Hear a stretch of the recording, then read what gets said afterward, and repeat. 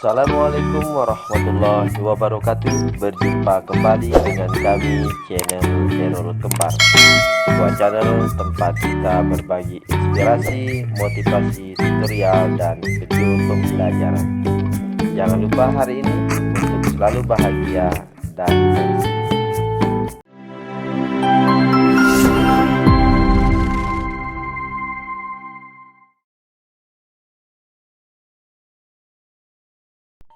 Assalamualaikum anak-anak yang cerdas semuanya.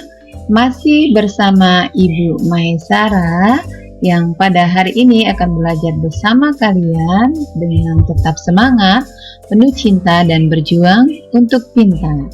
Baik anak-anak yang cerdas semuanya, hari ini channel Errol Kembar akan memberikan sebuah ilmu kepada kalian semua anak-anak kelas 6 bahwa kita hari ini akan belajar tentang tema 1, selamatkan makhluk hidup, subtema 1, tumbuhan sahabatku, pembelajaran 1. Baik anak-anak yang cerdas semuanya, sebelum kita belajar, kita harus tahu bahwa dalam pembelajaran memiliki tujuan. Adapun tujuan pembelajaran sebagai berikut. Yang pertama, setelah membaca teks tentang perkembangbiakan jagung, nantinya kalian akan mampu menemukan ide pokok dan informasi penting serta menyajikan dalam bentuk diagram. Yang kedua, setelah menemukan ide pokok, kalian akan mengembangkannya dengan menggunakan bahasa sendiri secara rinci menjadi sebuah tulisan. Yang ketiga, setelah mengamati bunga, siswa mampu mengidentifikasi perkembangbiakan generatif melalui gambar yang dibuatnya dan manfaatnya dengan benar. Yang keempat, setelah berdiskusi, siswa mampu melaporkan perkembangbiakan generatif melalui tabel dan manfaatnya dengan benar.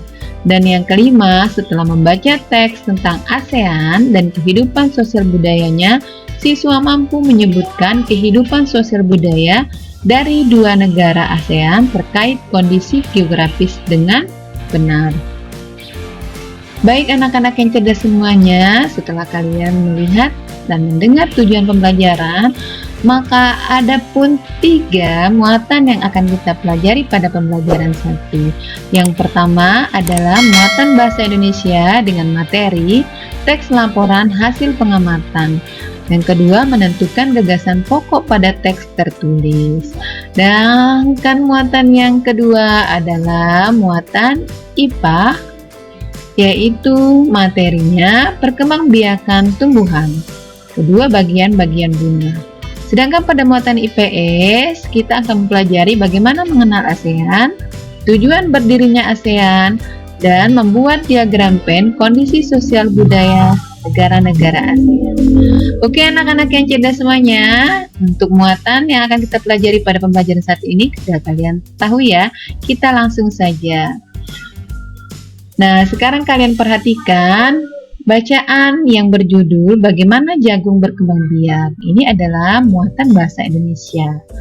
Dari bacaan ini, mari kita simak sama-sama dan membaca sama-sama. Pada paragraf pertama, jagung merupakan salah satu tanaman yang dijadikan bahan makanan pokok di berbagai tempat, juga di Indonesia. Contohnya, penduduk Pulau Madura menjadikan jagung sebagai makanan pokoknya. Jagung merupakan salah satu tanaman penghasil karbohidrat yang sangat diperlukan oleh tubuh. Paragraf kedua, seorang petani jagung memulai pembiakan tanamannya dengan menanam biji jagung. Setelah 3-4 hari bakal tanaman akan muncul di permukaan tanah. Tanaman jagung akan terus tumbuh menjadi besar. 3 hingga 3,5 bulan, buah jagung dapat dipanen oleh petani. Buah jagung yang berbentuk seperti tongkol pada mulanya berupa sekuntum bunga. Sedangkan paragraf ketiga, bunga jagung memiliki helai-helai rambut halus pada bagian ujungnya. Pada helai rambut tersebut terdapat tepung sari. Tepung sari akan terbang terbawa angin ketika angin bertiup. Tepung sari yang terbawa angin sebagian akan jatuh di kepala putik yang terletak di bagian bawah bunga pada pohon jagung yang lain. Ketika itulah terjadilah pembuahan. Dan paragraf selanjutnya, bunga jagung tersebut terus berkembang hingga menjadi sebuah jagung. Perkembangan itulah yang dapat diamati dari waktu ke waktu. Buah jagung akan siap dipanen ketika rambut jagung sudah berwarna kecoklatan dan bagian tongkolnya sudah mengering. Apabila buah jagung tersebut dikupas, akan diperlihatkan biji jagung yang kekuningan. Bagian yang dimakan oleh manusia adalah biji jagung. Petani jagung harus menanam kembali sebagian biji jagung dari hasil supaya jagung selalu tersedia sebagai bahan makanan manusia. Panen biji jagung yang tua dapat ditanam kembali.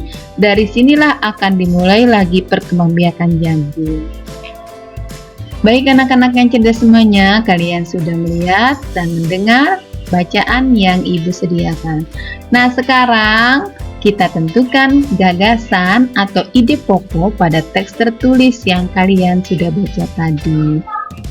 Caranya adalah yang pertama, kalian harus kunci baik-baik di dalam pikiran kalian bahwa bagaimana cara menentukan gagasan maupun ide pokok, yaitu yang pertama, membaca setiap kalimat dalam satu paragraf dengan cermat. Yang kedua, menentukan kalimat pokok paragraf. Dan yang ketiga, menentukan gagasan pokok paragraf dengan menjawab pertanyaan apa yang sedang dibahas. Nah, di buku kalian sudah ada bagaimana menentukan ide pokok pada setiap paragraf. Pertanyaannya, bagaimana jagung berkembang biak? Di paragraf pertama, kita akan menemukan ide pokok, yaitu jagung merupakan salah satu bahan pokok makanan. Pada paragraf ketiga, ide pokoknya adalah proses pembuahan tanaman jagung dimulai dari penyerbukan. Pada paragraf keempat, yaitu ciri-ciri jagung siap panen. Sedangkan paragraf kelima, kalian harus mengisi sendiri dan mencari sendiri. Yang terakhir yaitu paragraf kedua, jagung berkembang biak dengan biji. Baik anak-anak yang cerdas semuanya, untuk pembelajaran bahasa Indonesia cukup sampai di sini. Kita lanjut ke pembelajaran ilmu pengetahuan. Coba kalian perhatikan dan simak apa yang dilakukan oleh Uni dan teman-temannya. Untuk kalian ketahui bahwa Uni dan teman-temannya itu sedang asik mengamati lingkungan sekitar. Mereka melakukan pengamatan terhadap tumbuhan yang ada di sekitar dan manfaatnya bagi kehidupan. Ternyata anak-anak, tumbuhan di sekitar mempunyai banyak manfaat. Tumbuhan dapat dijadikan sebagai sumber makanan baik bagi manusia maupun hewan, seperti hewan yang kalian lihat di gambar ini. Nah, tumbuhan dapat dijadikan sebagai sumber makanan baik bagi manusia maupun hewan. Tumbuhan yang menyediakan oksigen dan menyerap karbon dioksida dari udara. Selain itu, akar tumbuhan dapat menggunakan struktur tanah agar tidak mudah mengalami longsor. Akar tumbuhan juga dapat menyimpan cadangan air agar daerah sekitarnya tidak kekeringan. Itulah sebabnya tumbuhan sering disebut sebagai sumber makanan. Itulah yang dilakukan oleh Uni, Siti, dan teman-temannya. Oke anak-anak yang cerdas semuanya, sekarang kita ke bagian bunga. Coba kalian perhatikan gambar bunga yang Ibu sudah tampilkan, yang sudah diberi tanda, yaitu yang pertama adalah mahkota, selanjutnya benang sari, kepala sari, tangkai sari, kepala putih, tangkai putih, bakal biji, kelopak, dasar bunga, dan tangkai bunga. Ini adalah merupakan bagian-bagian dari bunga. Sekarang tugas kalian di rumah, tuliskan di buku catatanmu pengertian dari bagian-bagian bunga di samping. Ya, Ibu rasa kalian sudah mengerti ya anak-anak? Kita lanjutkan. Untuk kalian ketahui bahwa bunga itu mempunyai dua jenis.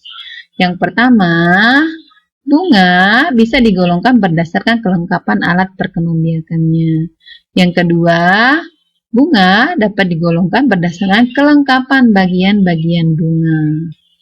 Yang materi selanjutnya bagaimana perkembangbiakan tumbuhan. Perkembangbiakan tumbuhan itu dibagi menjadi dua, yaitu yang pertama perkembangbiakan tumbuhan secara generatif. Perkembangbiakan generatif disebut juga perkembangbiakan secara kawin. Ingat, perkembangbiakan generatif disebut juga perkembangbiakan secara kawin. Alat perkembangbiakan generatif pada tumbuhan berupa bunga dan biji. Yang kedua, perkembangbiakan vegetatif. Perkembangbiakan vegetatif adalah perkembangbiakan yang secara tak kawin.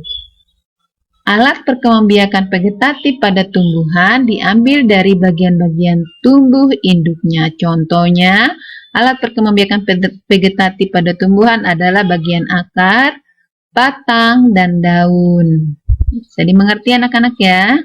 Kita lanjut. Sekali lagi Ibu, tekankan kepada kalian bahwa perkembangbiakan generatif itu adalah perkembangbiakan yang disebut secara kawin yang dilakukan melalui proses penyerbukan. Yang kedua, perkembangbiakan generatif pada tumbuhan itu terjadi atau diawali dengan penyerbukan, yaitu melekatnya atau jatuhnya serbuk sari ke kepala putih. Yang ketiga, setelah terjadi penyerbukan pada serbuk sari, tumbuhlah bulu serbuk sari yang menuju ke ruang bakal biji. Kemudian serbuk sari akan masuk ke ruang bakal biji melalui bulu serbuk sari. Selanjutnya, di dalam ruang bakal biji terjadi pembuahan, yaitu peleburan serbuk sari, yaitu sel kelamin jantan atau spermatozoid dengan kepala putih atau sel kelamin betina atau sel telur. Yang kelima, hasil dari pembuahan adalah zigot. Zigot berkembang biak menjadi lembaga atau bakal biji, berkembang menjadi biji dan bakal buah. Kemudian, bakal buah berkembang menjadi daging buah. Lembaga kemudian berada di dalam biji berupa calon tumbuhan baru. Inilah proses bagaimana terjadinya penyerbukan sehingga menghasilkan sebuah tumbuhan baru. Ibu rasa kalian mengerti anak-anak ya. Nanti kalian tugas di rumah silakan disalin bagaimana proses terjadinya perkembangbiakan generatif hingga terjadinya penyerbukan. Kita langsung ke materi IPA masih juga dengan jenis-jenis penyerbukan pada tumbuhan. Kita sudah tahu bahwa perkembangbiakan generatif dimulai dari penyerbukan. Berdasarkan asal serbuk sarinya, penyerbukan dibedakan menjadi 4 jenis. Agar lebih paham, kita perhatikan penjelasan berikut ini ya. Silakan kalian perhatikan penyerbukan sendiri. Penyerbukan sendiri yaitu serbuk sari ini jatuh dari kepala putik pada bunga yang sama. Sedangkan penyerbukan tetangga, serbuk sari jatuh di kepala putik pada buah yang lain tetapi masih satu pohon. Ingat, penyerbukan tetangga ini serbuk sari jatuh dari kepala putik pada bunga yang lain tapi masih satu pohon. Yang ketiga, penyerbukan silang. Serbuk sari jatuh ke kepala putik pada bunga lain dari tumbuhan sejenis tapi berbeda pohon. Ya, penyerbukan silang adalah serbuk sari jatuh di kepala putik pada bunga lain dari tumbuhan sejenis tetapi berbeda pohon. Sedangkan penyerbukan yang keempat yaitu penyerbukan bastar. Penyerbukan bastar adalah serbuk sari jatuh di kepala putik pada bunga yang berasal dari tumbuhan yang berbeda jenis. Serbuk sari jatuh di kepala putik pada bunga yang berasal dari tumbuhan yang berbeda jenis. Bisa dimengerti anak-anak ya? Kita langsung saja ke pembelajaran IPS dengan materi mengenal ASEAN. Perlu kalian ketahui bahwa negara-negara di Asia Tenggara umumnya itu memiliki kondisi geografis yang sama. Selain kondisi geografis, negara-negara di Asia Tenggara memiliki banyak kesamaan lain. Persamaan-persamaan tersebut mendorong negara-negara di Asia Tenggara membentuk organisasi yang bernama Association of Southeast Nations atau disebut juga ASEAN. Nah, perlu kalian ketahui, Ibu jelaskan kembali bahwa landasan kesepakatan pembentukan ASEAN adalah ditandatanganinya Deklarasi Bangkok. Deklarasi Bangkok ditandatangani pada 8 Agustus tahun 1967 oleh 5 utusan negara pendiri ASEAN. Kalian perhatikan, ini adalah tokoh-tokoh negara pendiri ASEAN yang menandatangani Deklarasi Bangkok. Yang pertama dari Indonesia adalah diwakili oleh Adam Malik selaku Menteri Luar Negeri. Yang kedua, Malaysia diwakili oleh Tun Abdul Razak selaku Wakil Perdana Menteri. Sedangkan Singapura diwakili oleh S. Raja Ratman selaku Menteri Luar Negeri. Sedangkan Filipina diwakili oleh Narciso Ramos selaku Menteri Luar Negeri.